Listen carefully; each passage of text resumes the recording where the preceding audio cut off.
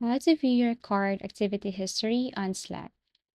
So to clarify, Slack itself doesn't use cards natively. So when you say card activity history in Slack, it typically refers to activity from integrated tool. However, I will show you how to view your activity history on Slack. So first, you just have to open Slack. And then what you're going to do is you can go directly to the search icon. Here you can go to the Slack search bar at the top and type keywords from the card title or ID. Filter by messages or files or the specific integration, for example, Trello or Asana, and then click the message to revisit past interactions or link. So all you have to do here is type the keyword and then filter it. So for example, if you know the title of the file that you're looking for, you just have to type it right here and then filter this.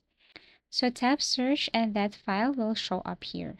Another way is that you can go to your specific channel. For example, you're looking for a specific file to this channel right here.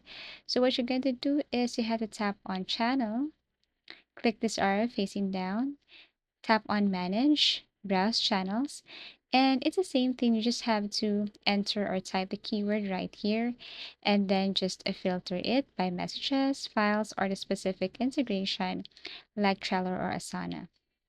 Press enter and you should see that recent activity or files that you have here on your Slack.